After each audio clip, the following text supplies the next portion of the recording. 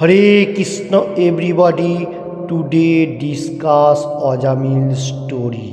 मैं पहले बंगाली में बताने को जा रहा हूँ, इसका बाद हिंदी में। नाना वासनाएं विमोहित, मतलब मेटीरियल जगत में ज़्यादा कामना वासना मेटीरियल जगत में रहते हुए। ओके, इसका बाद फिर से बताने को जा रहा हूँ। अजामिल नामक ब्राह्मण प्रथमे বৈদিক জ্ঞান সম্পন্ন ব্রাহ্মণ, সৎ স্বভাব, সদাচার এবং সদ্গুণের আলয়, ব্রতনিষ্ঠ, কমল চিত্ত এবং জিতেন্দ্রিয় ছিলেন। অধিকন্তু তিনি সত্যবাদী, মন্ত্রজ্ঞ এবং অত্যন্ত পবিত্র ছিলেন। অজামিল তার গুরুদেব অগ্নিদেব, অতিথি ও বুদ্ধদেব প্রতি অত্যন্ত শ্রদ্ধাবান ছিলেন। তিনি বস্তুই নিহংকার, উচ্চ চেতা, সর্বভূতের হিতকারী, সুহিত এবং সদাচার সম্পন্ন ছিলেন। তিনি কখনো অনর্থক বাক্যালাপ করতেন না এবং কারো প্রতি ঈর্ষাপরায়ণও ছিলেন না। हरे कृष्ण। चल रहा है अजामिल का स्टोरी। इधर प्रभुपाद जी लिख रहे हैं जो अजामिल जो था वो पहले सद ब्राह्मण था, उसका बाद वैदिक ज्ञान और सदाचार, एनी टाइम सदाचार था और हर व्रत पालन करता था। और वो सत्यवादी, उसका मंत्र जो था बहुत सारी और वो प्यूरिफाइड था। अजामिल का गुरुदेव अग्निदेव, अतिथि और बुद्धदेव को बहुत श्रद्धा करता था। अजामिल बहुत पहले ऐसा श्रद्धावान था, तो उसमें कोई अहंकार नहीं था, उसका पास कोई अहंकार नीचे नहीं था। और सब जितना सारी पशु पाखी जितना सारी होने दो, सबका अंदर से सदाचार था, सेम देखता था जे सबका अंदर आत्मा है, ऐसा सोचता था। और उसमें कोई उसको ऊंचा नीचा ऐसा कुछ नहीं सोचता था। और उसका बोलने का स्टाइल भी जो था वो भगवान परायण था, और किसी से कभी भी हिंसा तक नहीं करता था, ईर्षा परायण नहीं करता था। ओके, इसका बाद मैं बताने को जा रहा हूँ बंगाली में। चल रहे अजामिल का स्टोरी। সেই ব্রাহ্মণ অজামিল এক সময় তার পিতার আদেশে ফল, ফুল, সমিত এবং কুশ ঘাস সংগ্রহ করার জন্য বনে গিয়েছিলেন। গৃহে প্রত্যাবর্তনের সময় তিনি পথে এক অত্যন্ত কামার্থ শূদ্রকে লজ্জা পরিত্যাগ করে এক বেশ্যাকে আলিঙ্গন ও চুম্বন করতে দেখেন। সেই শূদ্রটি তার আনন্দ প্রকাশ করে হাসছিল এবং গান গাইছিল, যেন সেটি হচ্ছে যথাযথ আচরণ। সেই শূদ্র এবং বেশ্যা উভয়ই সুরাপানে উন্মত্ত ছিলেন। সুরাপানের ফলে সে বেশ্যার চোখ ঘূর্ণিত হচ্ছিল এবং তার বসন শিথিল হচ্ছিল। এই রকম অবস্থা अजामिल তাদের দর্শন করেছিল। हरे कृष्ण। चल रहा है अजामिल का स्टोरी। तो इम्पोर्टेंट बात है, ब्राह्मण अजामिल पहले ब्राह्मण था और उसका पिता का आदेश कभी भी वो उल्लंघन नहीं करता, इसलिए पिता ने बताया फूल फल और घास वगैरह वो लेके आओ पूजा करने के लिए। तो उसने गृह से निकलने का साथ साथ एक मतलब रास्ता का ऊपर कामार्थ शूद्र को मतलब ऐसा खराब ड्रेस पहनते हुए देखा और वो बेश्या का साथ आलिंगन कर रहा है और चुम्बन ले रहा है, ऐसा देख रहा है। तो उसमें उसको इतना वो लोग शूद्र इतना आनंद ले रहा है और हंस रहा था और गाना गा रहा था, जैसा यही सबसे परफेक्ट मार्ग है, ऐसा सोच रहा है। क्योंकि उसने तो कभी देखा नहीं, वो ब्राह्मण अजामिल है। तो शूद्रों को और बेश्या दोनों ने मतलब विंडिंग किया था, जो सुरापान कहा जाता है, और बेश्या का आँख घूर्णित हो रहा था और उसने अजामिल का ऐसा खड़ा मतलब वो लोग ड्रेस पोशाक बहुत खराब ऐसा देखा अजामिल, तो दर्शन किया हुआ है। ओके, इसका बाद मैं फिर से देख लेता हूँ बंगाली में चल रहे अजामिल का स्टोरी, बहुत इम्पोर्टेंट स्टोरी। শূদ্রটি হরিদ্রালিপ্ত বাহুর দ্বারা সেই বেশ্যাটিকে আলিঙ্গন করছিল, তা দেখে অজামিলের সুপ্ত কামনা বাসনা উদ্দীপ্ত হয়েছিল এবং বিমোহিত হয়ে তিনি তখন কামের বশবর্তী হয়েছিলেন। তিনি তখন স্ত্রী দর্শন পর্যন্ত না করার শাস্ত্র নির্দেশ যথাসাধ্য স্মরণ করার চেষ্টা করছিলেন। এই জ্ঞান এবং তার বুদ্ধির দ্বারা তিনি নিজেকে সংযত করার চেষ্টা করছিলেন, কিন্তু হৃদয়ে কাম বেগের প্রভাবে তিনি তার মনকে সংযত করতে পারলেন না। Shrimad Bhagavatam 6 canto 1 chapter 56 to 62। Okay,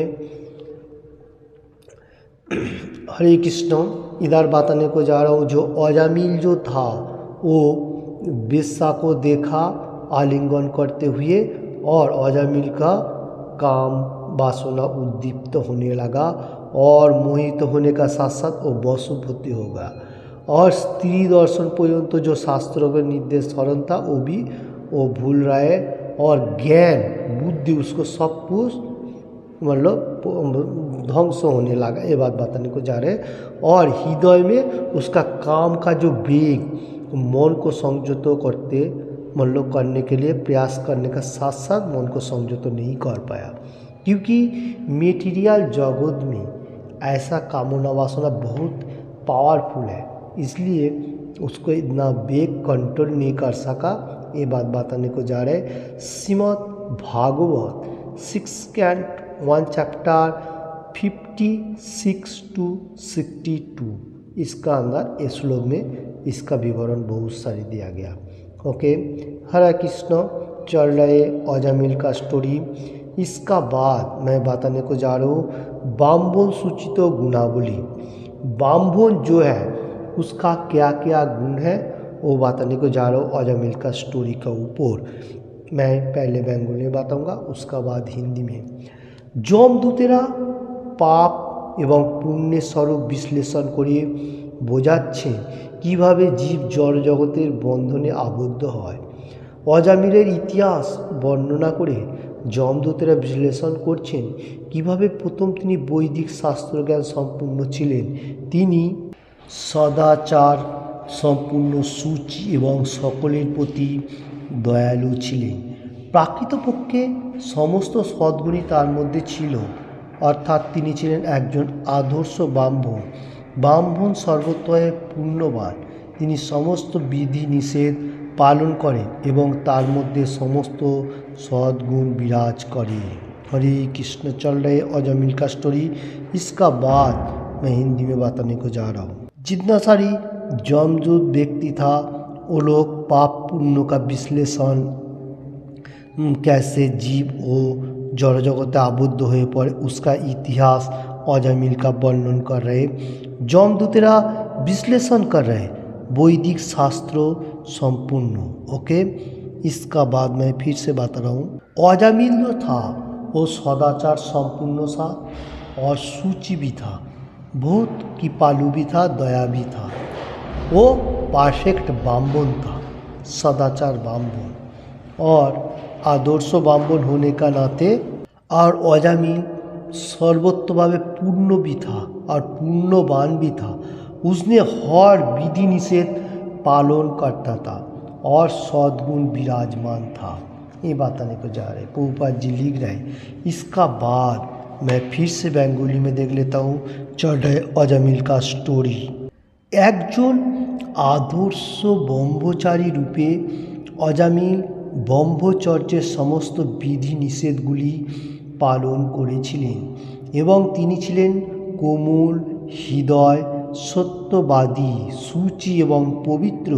এই সমস্ত গুণাবলী সত্ত্বেও তিনি যে কীভাবে অধঃপতিত হয়েছিলেন এবং তার ফলে যমরাজের দ্বারা দণ্ডিত হতে যাচ্ছিলেন সেই কথা এখানে বর্ণিত হয়েছে। हरे कृष्ण। इसका हिंदी अनुवाद इस तरफ से चल रहे अजामिल का स्टोरी। एक आदर्श ब्रह्मचारी भी था अजामिल, और ब्रह्मचर्य का हर रूल एंड रेगुलेशन पालन करता था। उसका हृदय में हार्ट जो है कमल जैसा पद्म फूल होता ना, लोटस, ऐसा था हृदय, और सत्यवादी, एनी टाइम सत्यवाद करता था, और सूची एंड प्यूरिफाइड था। ओके, गुणावली उसका बहुत सारी था। वो कैसा अधोपतन हुआ, जमराज लोग उसको दंड देने के लिए मतलब जा रहा था। ये अभी हम लोग इसका वर्णन करने को जा रहा हूँ। हरे कृष्ण। चल रहे अजामिल का स्टोरी मैं अभी बेंगली में बताने को जा रहा हूँ। अजामिल ব্রাহ্মণ পরিবারে জন্মগ্রহণ করেছিলেন, তাই স্বাভাবিকভাবে তিনি সুত সম্পূর্ণ ছিলেন। সুত সম্পূর্ণ ছিলেন। সুত অর্থাৎ বেদ থেকে শ্রবণ করা। অজামিল বৈদিক জ্ঞানে পণ্ডিত ছিলেন। ভারতবর্ষে ব্রাহ্মণদের পণ্ডিত বলা হয়। একজন ব্রাহ্মণ নির্বোধ এবং তার মুখ হতে পারে না, নির্বোধ মুখ হতে পারে না, তাই যার বৈদিক জ্ঞান নেই সে ব্রাহ্মণ হতে পারে না। শুধুমাত্র পাণ্ডিত্য হাজির করার উদ্দেশ্যে বেদ অধ্যয়ন করা হচ্ছে নিরর্থক। ব্যবহারিক জীবনে বেদের জ্ঞানকে প্রয়োগ করা উচিত। সুবিধাবাদী বৈদান্তিকেরা বেদান্ত অধ্যয়ন করার সময় সিগারেট পান করেন, কিন্তু এ প্রকার অধ্যয়ন হচ্ছে মূল্যহীন। আমরা দেখেছি অনেক তথাকথিত সন্ন্যাসী বেদান্ত আলোচনা করার সময় সিগারেট পান করে থাকেন।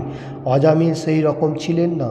তিনি ছিলেন বৈদিক জ্ঞান, একজন পণ্ডিত এবং সদাচারী। গুরুদেবের তত্ত্বাবধানে একজন ব্রাহ্মণের বেদ অধ্যয়ন করা উচিত এবং উপনয়ন, সংস্কারের শুদ্ধিকরণ প্রক্রিয়ার পর তার দ্বিজ হওয়া উচিত। এই সময়ে সেই ব্যক্তিকে উপবীত প্রদান করা হয়। সেই গুরু গ্রহণ করেছেন কিনা তা জানার চেষ্টা হচ্ছে এক প্রকার परिचय ज्ञापक चिन्ह। ओके, हरे कृष्ण। चल रहे अजामिल का स्टोरी। इसका बाद इसका डिटेल्स मैं बताने को जा रहा हूँ हिंदी में। अजामिल ब्राह्मण परिवार में जन्म हुआ था। वो स्वाभाविक श्रुत संपूर्ण था। श्रुत बोलेगा तो सुन के सब कुछ प्रैक्टिस करने को श्रुत कहा जाता है, और वेद श्रवण करता था एवरीथिंग। और अजामिल का ऐसा वैदिक ज्ञान बहुत सारी था। और भारतवर्ष में, इंडिया में तो ब्राह्मण लोगों को पंडित कहा जाता है, क्योंकि अभी भी बोलता है पंडित। और ब्राह्मण जो निर्बोध, वो मूर्ख, मतलब ब्राह्मण जो होगा उसका क्वालिफिकेशन रहेगा, वो कोई भी मूर्ख व्यक्ति नहीं होएगा, क्योंकि उसको शास्त्र एवरीथिंग मालूम होता है। ओके, वैदिक शास्त्र का ज्ञान ब्राह्मण को होना ही जरूरी है। और ब्राह्मण पंडित वो वेद अध्ययन सब कुछ मतलब परफेक्टली वो लोगों को आ जाता है, क्योंकि वो लोग वेद अध्ययन एवरीथिंग करता है। तो ब्राह्मण लोग, अभी तो सब मनुष्यों को वेद अध्ययन करना चाहिए, ये मैं बताने को जा रहा हूँ। और सुविधावादी वैज्ञानिक वेदांत अध्ययन करार समय कोई मनुष्य क्या करता है, सिगारेट जो स्मोक करता है वो करता है। ओके, सुविधावादी वैदांतिक बोलेगा तो जो लोग वेद अध्ययन कर रहे हैं और सिगारेट मतलब स्मोक कर रहे हैं तो वो खराब है, मतलब इतना गुड नॉट गुड, ये कहा जा रहा हूँ। और अध्ययन करने का, अगर वेद अध्ययन करेगा तो सिगारेट पान करेगा तो वो वृथा हो जाता है, क्योंकि शास्त्र में बताया गया जो सन्यासी लोगों को मतलब कोई ड्रिंक नहीं करने का, सिगारेट, बीड़ी, तम्बाकू एवरीथिंग। तो जो लोग सन्यासी हैं वो लोग वेदांत आलोचना कर रहे हैं फिर धूम्रपान कर रहे हैं, तो वो परफेक्ट माइंड नहीं है। ये बताने को जा रहा है इधर अजामिल का स्टोरी का ऊपर प्रभुपाद जी लिख रहे हैं। और अजामिल ऐसा भी नहीं था जो कोई नशा भांग करता था, ऐसा नहीं था, मतलब ये लोगों में से नहीं था। वो वैदिक ज्ञान संपूर्ण पंडित था और सदाचार था। और गुरुदेव गुरुदेव को मतलब गुरुदेव का तत्वावधान रहते हुए वो संस्कार शुद्धिता और दीजो हुआ उचित। ओके, हरे कृष्ण। पहले था जो गुरुदेव के तत्वावधान में ब्राह्मण लोगों को वेद अध्ययन करने का और संस्कार का शुद्धिकरण भी प्रक्रिया का रखने का। दीजो दीजो हुआ उचित, दीजो बोलेगा तो ब्राह्मण का जो पोइते ऐसा कहा जा रहा है। और व्यक्ति को उपनीत हुआ उचित शास्त्रों के ऊपर एवरीथिंग, और गुरु ग्रहण करने के लिए गुरु भी चुनना जरूरी है।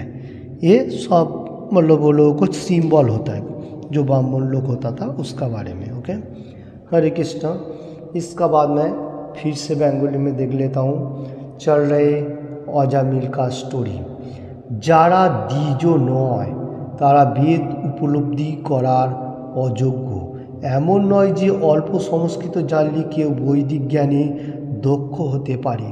অনেক বিদেশি পণ্ডিতেরা বেদের অনুবাদ করেছে, কিন্তু তাদের অনুবাদকে যথার্থ বলে স্বীকার করা হয়নি।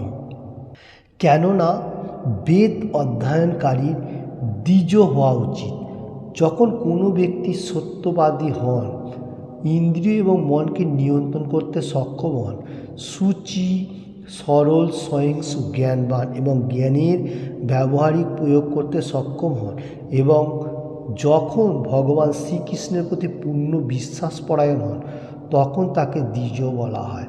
সেই ব্যক্তিকে যথার্থ ব্রাহ্মণ বলা হয় এবং তিনি বেদ অধ্যয়ন করে তা উপলব্ধি করতে যোগ্য হন। हरे कृष्ण। चल रहा है अजामिल का स्टोरी, बहुत इंपॉर्टेंट बात है। जो लोग दीजो है ना ब्राह्मण कहा जाएगा, दीजो जो नहीं है वो वेद उपलब्धि नहीं कर सकता है, क्योंकि संस्कृत हम लोग को अल्प होने से नहीं होगा, बहुत सारा संस्कृत जानना जरूरी है। कोई कोई विदेशी मतलब इंडियन नहीं है, दूसरा कोई कंट्री का हो सकता है पंडित, ऐसा वेद का बहुत सारे अनुवाद करते हैं। ये परफेक्ट नहीं भी हो सकता है, क्योंकि वेद अध्ययन होने के लिए हम लोग को थोड़ा परफेक्ट होना जरूरी है। ये बात मैं बताने को जा रहा हूँ। और जो मनुष्य वेद का अध्ययन करेगा और उसको अनुवाद भी करेगा, वो सत्यवादी, इंद्रियों, मन सब कुछ कंट्रोल करना पड़ेगा। और क्या क्या होना चाहिए, सूची होना चाहिए, और सरल, एनी टाइम, सिंपल जो कहा जाएगा, और सब मनुष्य में सहिंसु, सबसे स्वयं भावापन्न, और ज्ञानवान, ज्ञान होना चाहिए और बहुत सारी ज्ञान होना चाहिए। ऐसा होएगा तो वो और होना चाहिए श्री कृष्ण भगवान, supreme personality of God, Krishna का ऊपर विश्वास होना चाहिए, तो उसको दीजो बोला जाएगा। और सही व्यक्ति ब्राह्मण बोला है, वही व्यक्ति को ब्राह्मण भी बोला होता है, बोला जा रहा है, और वेद अध्ययन उपलब्धि करने के लिए वो योग्य हो जाता है। देखिए बहुत इम्पोर्टेंट बात है, क्योंकि कोई कोई मनुष्य अभी भी है जो लोग नशा भांग कर रहे, एवरीथिंग कर रहे, फिर भी शास्त्रों का बहुत सारी चीज़ लिखन पाठन करते हैं, क्योंकि ये भूल भ्रांति धारणा है। पहले खुद को परफेक्ट होने का, फिर दूसरा को वो चीज़ दिखाएगा, वही परफेक्ट मार्ग है, नहीं तो वो परफेक्ट मार्ग नहीं है। ओके, हरे कृष्ण। चल रहे अजामिल का स्टोरी, बहुत इम्पोर्टेंट स्टोरी है, मैं पहले बंगाली में बताने को जा रहा हूँ। अजामिल কেবলমাত্র ব্রাহ্মণ পরিবারে জন্মগ্রহণ করেছিলেন তা নয়, বরং তিনি বৈদিক জ্ঞান লাভের যোগ্য ছিলেন। যুবা অবস্থায় তিনি সম্পূর্ণরূপে বেদ অধ্যয়ন করেছিলেন। তিনি শীলবান অর্থাৎ খুব ভদ্র ছিলেন। তিনি সদাচারী, সূচি ছিলেন। খুব সকালে মন্দিরে মঙ্গল আরতি আদি বৈদিক অনুষ্ঠানে অংশগ্রহণ করতেন। তার মধ্যে সমস্ত গুণাবলী প্রকাশিত হয়েছিল। প্রতিদিন মঙ্গল আরতিতে যোগদান করা এবং জপমালায় 16 মালা, হরে কৃষ্ণ মহামন্ত্র জপ করা আদি ভক্তিমূলক সেবা নিয়মিত অনুশীলন করতে পারলে তবেই আমরা সদাচারী হতে পারব। এগুলি অনুশীলন করার ফলে আমাদের মধ্যে সমস্ত জাগতিক কলুষিতা ধীরে ধীরে दूर হবে। हरे कृष्ण। बहुत इम्पोर्टेंट स्टोरी चल रहा है अजामिल का ऊपर से। अजामिल जो था वो ब्राह्मण परिवार में जन्मग्रहण করেছিলেন ऐसा ही नहीं है, वो वैदिक ज्ञान भी लाभ किया था, वैदिक शास्त्रों। और युवक अवस्था में जिस टाइम वो यंगस्टर था वो वेद अध्ययन किया था और वो बहुत मतलब अच्छा मार्ग में था, सदाचारी, सूची, एवरीथिंग। और खूब सकाल में सुबह उठ के मतलब मंदिर में जाना, आरती करना, वैदिक अनुष्ठान एवरीथिंग करता था और उसमें सदा गुण प्रकाशित होता था। और हम लोग अगर हर रोज मंदिर में योगदान करेगा, जपमालाय जप करेगा, हरे कृष्ण महामंत्र 16 माला चैंटिंग करेगा तो हम लोग भी सदाचारी बन सकूँगा। जैसा अजामिल सदाचारी था वैसे सदाचारी के बारे में बताने को जा रहा हूँ। तो हर रोज एवरी डे मंगल आरती में अटेंड करने का 4.15 मान लो 4:15 से मंगल आरती होता है, उसमें अटेंड करने का, उसका पहले उठना चाहिए। उसका बाद मंगल आरती होने का साथ साथ 16 माला चैंट करने का भगवान का होली नेम। और ऐसा करेगा तो धीरे धीरे हम लोगों को अंदाज जो कोलूस है वो निकल जाएगा, हम लोग भी सदाचारी बनने के लिए सोचेगा। ये प्रभुपाद जी लिख रहे अजामिल का स्टोरी का ऊपर। हरे कृष्ण, बहुत इम्पोर्टेंट बात है। इसका बाद मैं फिर से देख लेता हूँ बेंगल में। গুরুদেবের কাছ থেকে দীক্ষা গ্রহণ করার সময় পারমার্থিক কলাপকে নিয়মিতভাবে সম্পূর্ণ করার শপথ গ্রহণ করা হয়।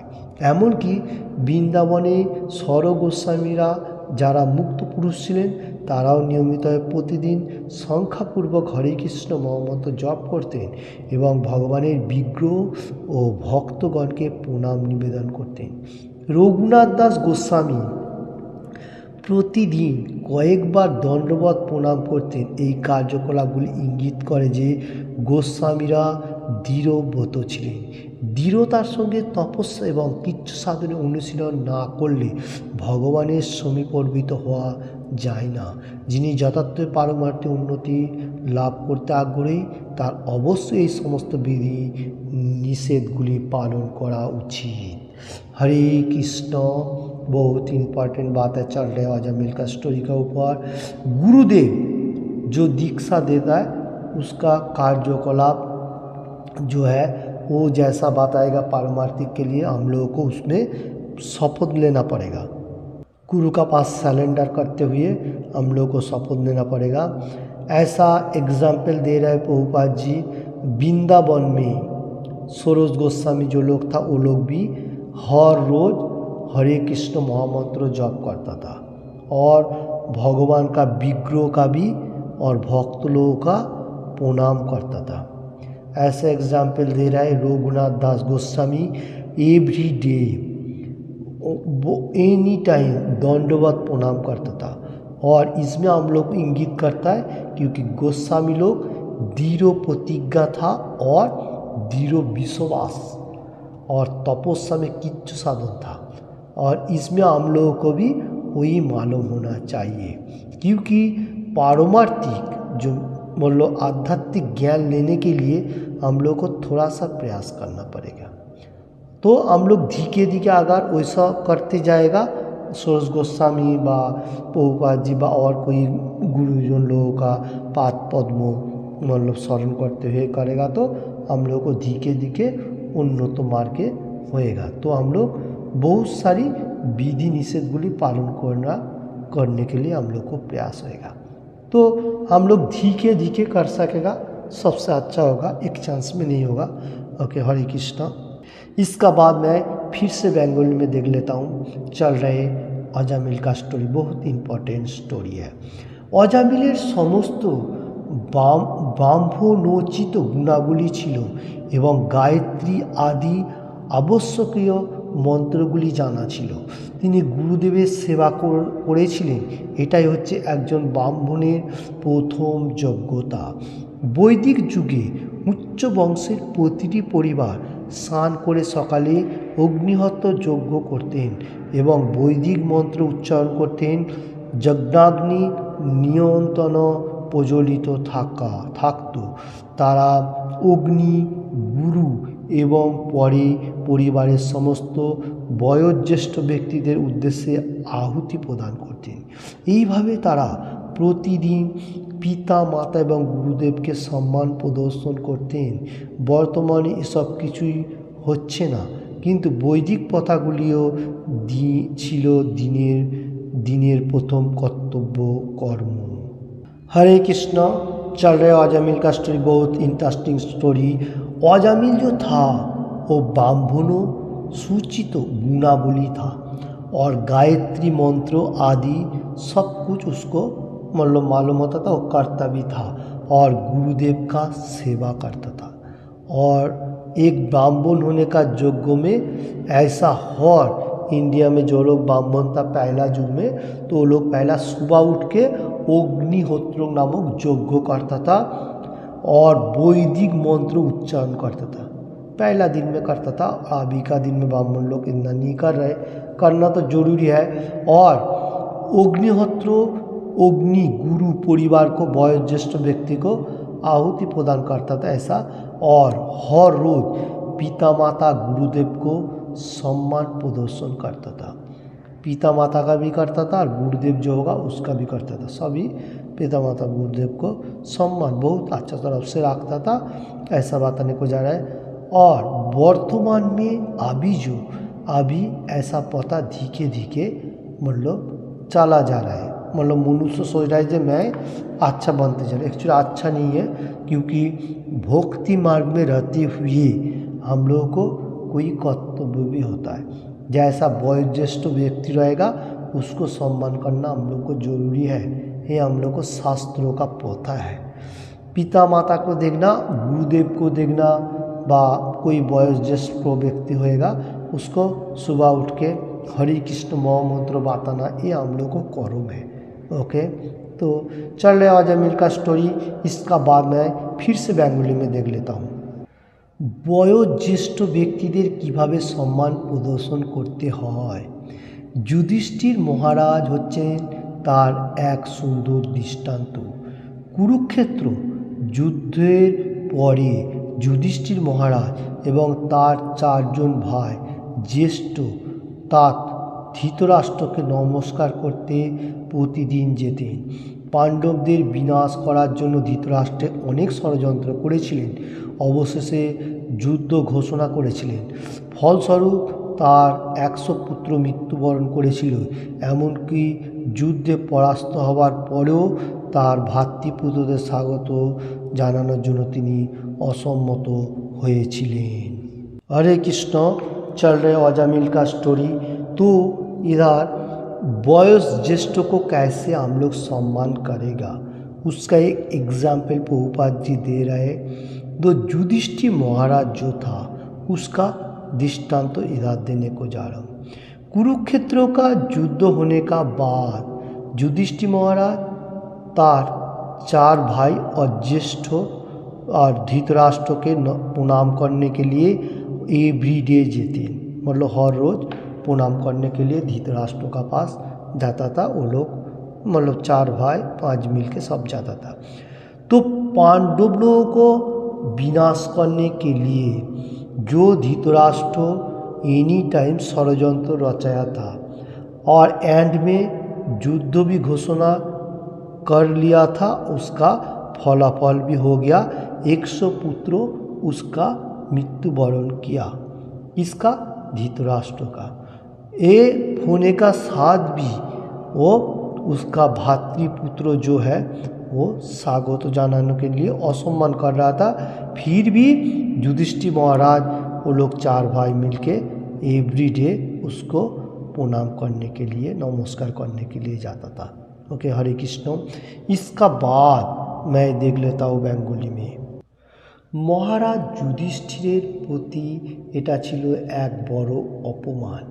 একদিন ধৃতরাষ্ট্রের কনিষ্ঠ ভ্রাতা বিদুর, যিনি ছিলেন এক মহান বৈষ্ণব, ধৃতরাষ্ট্রের কাছে গিয়ে বললেন, প্রিয় ভ্রাতা, আপনি এত লজ্জাহীন যে প্রথমে পাণ্ডবদের বিরুদ্ধে যুদ্ধ ঘোষণা করলেন এবং বর্তমানে আপনি বৃদ্ধ, তবুও মহারাজ যুধিষ্ঠিরকে আপনার অতিথি হিসাবে গ্রহণ করছেন না। আপনি তার গৃহে তাদের খরচ জীবন যাপন করছেন। হে আমার ভাই, আপনি এতই নির্লজ্জ। ধৃতরাষ্ট্রের পারিবারিক জীবনের প্রতি আসক্তি ছিন্ন করার জন্যই বিদুর এভাবে বলছিলেন। ধৃতরাষ্ট্র বৃদ্ধ ছিলেন এবং তার সমস্ত পুত্রেরা মৃত্যুবরণ করেছিল, কিন্তু তা সত্ত্বেও ভালোভাবে খাওয়া দাওয়া করে সে গৃহস্থ জীবন যাপন করছিল। এ থেকে বোঝা যায় যে পারিবারিক আসক্তি হচ্ছে খুবই শক্তিশালী। বিদুর ধৃতরাষ্ট্রকে বললেন, আপনার মুখ থেকে কফ বেরোচ্ছে কারণ আপনি বৃদ্ধ হয়ে গেছেন এবং আপনার যকৃৎ দুর্বল হয়ে গিয়েছে। খুব শীঘ্রই আপনি মৃত্যুবরণ করবেন। তবুও ঠিক একটি কুকুরের মতো আপনি আপনার আরামদায়ক চেয়ারে বসে রয়েছেন। আপনার অবস্থা একটি কুকুরের মতো, যে তার মালিকের কাছ থেকে খাবার খাওয়ার জন্য সবসময় অপেক্ষা করে থাকে। हरे कृष्ण। चल रहे अजमिल का स्टोरी। इसका बाद बहुत डेंजरस चल रहे कुरुक्षेत्रों का युद्धों का टाइम। महाराज युधिष्ठिर को बहुत असम्मान हुआ, अपमान हुआ, क्योंकि धृतराष्ट्र कनिष्ठ भ्राता विदुर जो था वो महान वैष्णव था और धृतराष्ट्र का सामने जाके मतलब वो क्या करता था, एनी टाइम बोलता था जो आप लज्जनीय हो, क्योंकि पांडु पुत्र लोग आपको इतना देखभाल कर रहे, फिर भी आप कुछ भी उसके लिए कोई प्रार्थना नहीं कर रहे और सब कुछ आपको दे रहे। आपको मतलब लज्जा मतलब निर्लज्ज होना चाहिए, ऐसा बताने को जा रहे। और विदुर जो था धृतराष्ट्र के ऐसा क्यों बताने को जा रहा है, जो तुम पापिष्ट हो, तुम्हारा पुत्र मृत्युवरण किया, फिर भी तुमको इतना खिला रहे पिला रहे, तो लोगों को सम्मान करना चाहिए, ऐसा बताने को जा रहे। और ये जो धृतराष्ट्र था उसका बाद भी उसका मतलब इतना मतलब मटेरियल जगत का ऊपर ज़्यादा परिवार के ऊपर आसक्ति था। ओके, ये बात बताने को जा रहे हैं।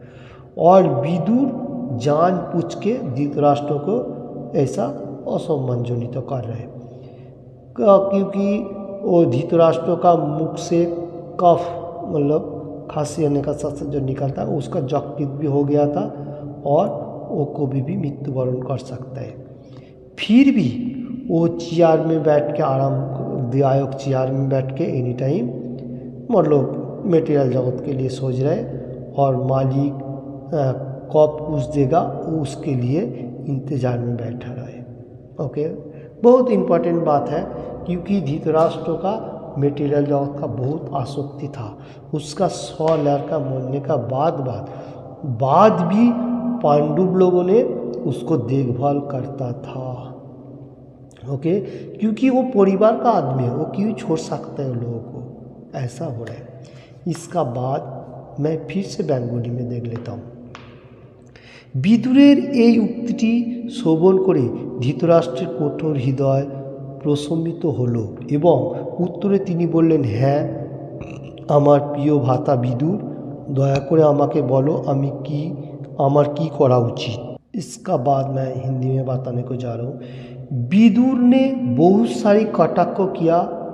श्रवण करने का साथ साथ धृतराष्ट्र का हृदय हार्ट में थोड़ा सा मतलब ये हुआ, हिल गया और बताने को जा रहे, मेरा प्रिय भ्राता विदुर, मेरे को दया करके बताइए मेरा क्या करना चाहिए, मैं क्या कर सकता हूँ। ओके, इसका बाद मैं फिर से देख लेता हूँ बेंगल में। विदुर उत्तर दिए बोलें, অবিলম্বে আপনি আমার সঙ্গে অরণ্যে চলুন। আপনার জীবনে অবশিষ্ট দিনগুলিকে কৃষ্ণ ভাবনায় নিযুক্ত রাখুন। কাউকে না বলে ধৃতরাষ্ট্র বিদুরের সাথে গিয়েছিলেন এবং তার সাধ্বী পত্নী গান্ধারীকেও তার সঙ্গে গিয়েছিলেন। ভগবানের ধ্যান করে তাদের জীবন অতিবাহিত করার জন্য একত্রে তারা বনে প্রবেশ করেছিলেন। विदुर ने उत्तर दिया, অবিলম্বে मनवनास में तुम लोग वन में चलून और वहाँ जाके हर रोज हम लोग कृष्ण भावनामृत मार्ग में युक्त रहने के लिए बताने को जा रहे हैं।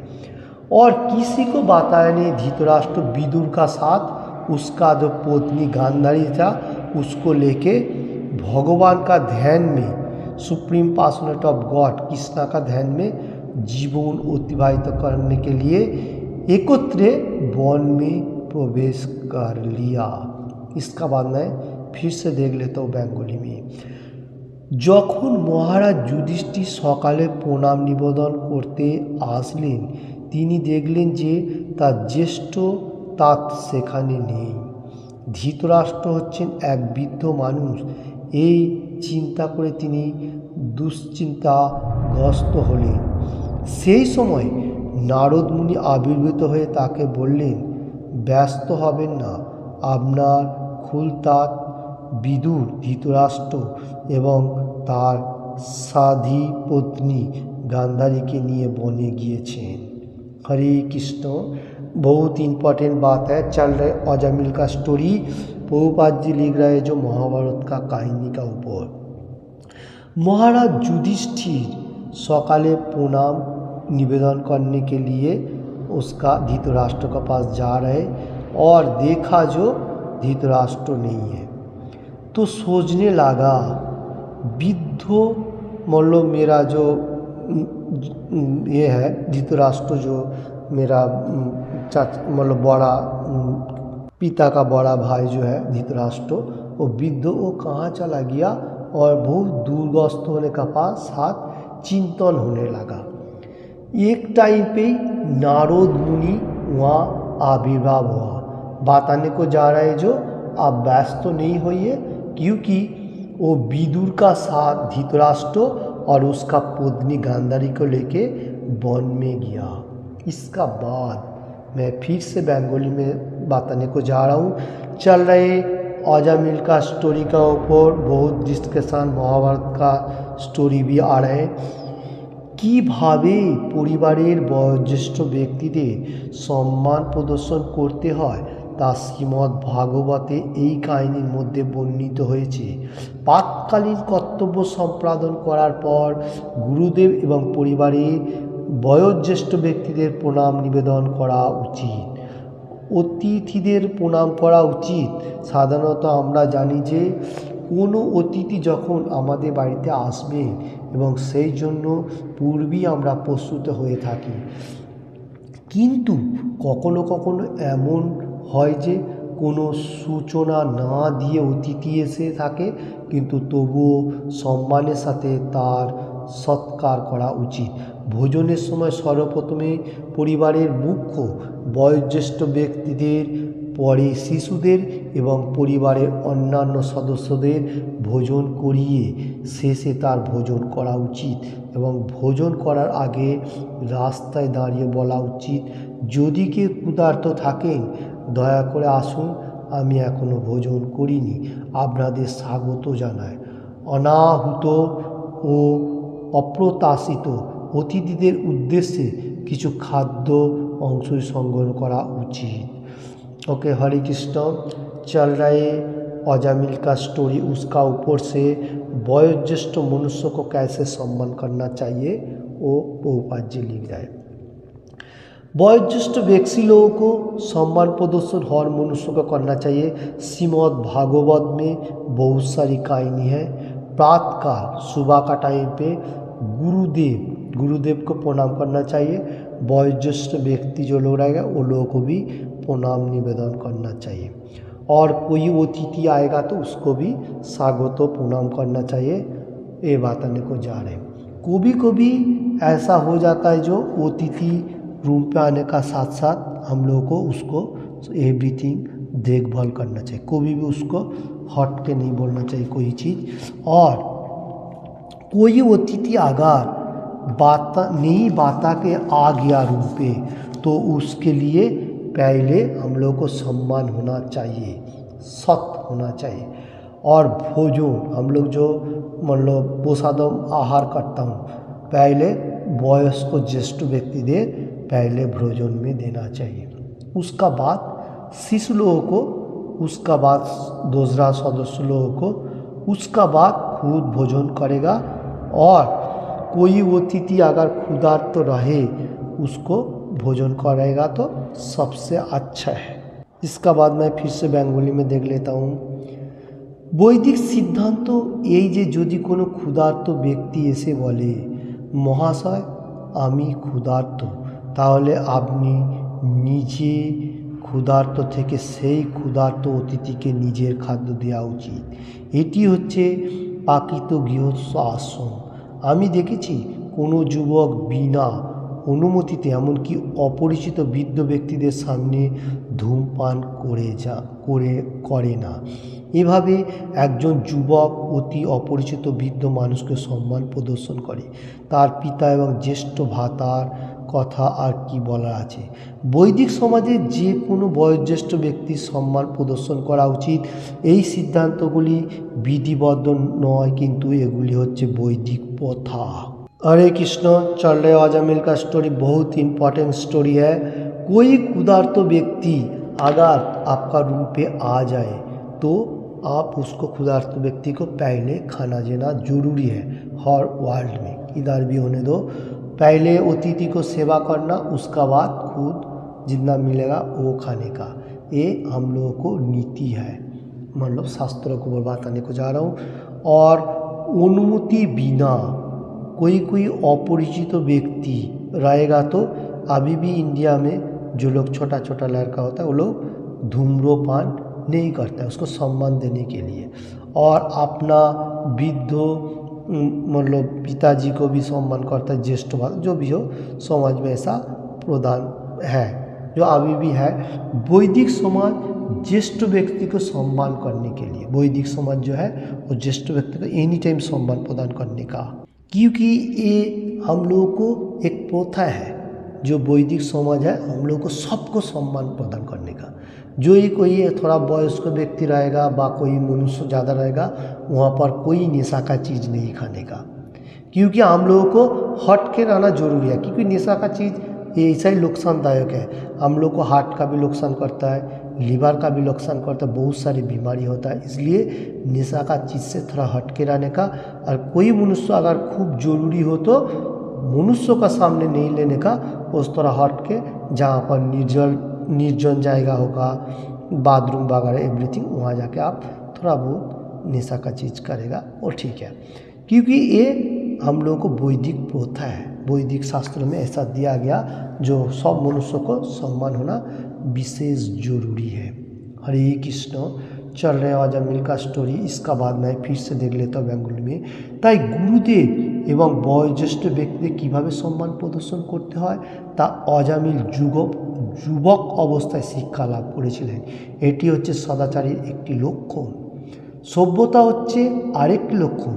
পক্ষান্তরে তিনি হচ্ছেন প্রত্যেকটি জীবের প্রতি বন্ধুভাবাপন্ন। প্রকৃত ব্রাহ্মণ হচ্ছে সকলের বন্ধু, এমনকি এক पिपीलिकारो। ओके, बहुत इम्पोर्टेंट बात है। चल रहे अजामिल का स्टोरी। गुरुदेव एंड वयस्क ज्येष्ठ व्यक्ति को कैसे सम्मान प्रदर्शन करना उचित, वो अजामिल जिस टाइम यंग एज था उसमें शिक्षा लाभ किया था और इन टाइम सदाचार था और भद्रता लक्षण था, उसका परफेक्ट मार्ग में था। और वो एक एनी टाइम हर चीज़ों में से बंधु भावापन्न, दोस्त फ्रेंड जो कहा जाएगा ऐसा था। और वो ब्राह्मण और सबका दोस्त भी था। एक छोटा क्षुद्र मतलब चींटी का भी वो दोस्त बना लेता था। ओके, हरे कृष्ण। चल रहे अजामिल का स्टोरी, इसका बाद मैं फिर से बेंगली में देख लेता हूँ। ये सम्बन्धे एक शिकारी एवं नारद मुनिर एक सुंदर काहिनी आछे। एक बार नारद मुनि प्रयागे एक जंगलेर मध्य दिए जाच्छिलेन एवं अर्धामृत अवस्थाय अनेक शिशु देखते पेलेन। पशुदेर दुःख दुर्दशा करे कातर हुए आकुल कन्दन करे तिनि जिज्ञासा करलेन, कोन मूर्ख एभाবে पशुदेर हत्या करेছে। हरे कृष्ण। चल रहे अजामिल का स्टोरी, इसका बाद नारद मुनि का कहानी। नारद मुनि एक अच्छा कहानी का ऊपर हम लोग एग्जाम्पल देने को जा रहा हूँ। एक दिन नारद मुनि मतलब जंगल का ऊपर से जा रहा था और एक मतलब जाने का साथ अर्धामृत अवस्था पशु को देखने को मिला। मतलब जंगल में पशु मतलब पड़ा हुआ है और पशु लोगों को दुख दुर्दशा में कातर क्रंदन कर रहे और इधर बताने को जा रहे कौन मूर्ख व्यक्ति इसको हत्या किया। মৃগারী উত্তরে বলল, হে প্রিয় সাধু, আমাকে আমার কাজ করতে দিন। যদি আপনি পশু মর চান তাহলে আপনাকে তাই দিব। ओके, ऐसा बताने को जा रहा है। मृगारी उत्तर में बोला, हे प्रिय बंधु, मेरे को अभी काम करने को दो। पशु चर्म चान तो आपको भी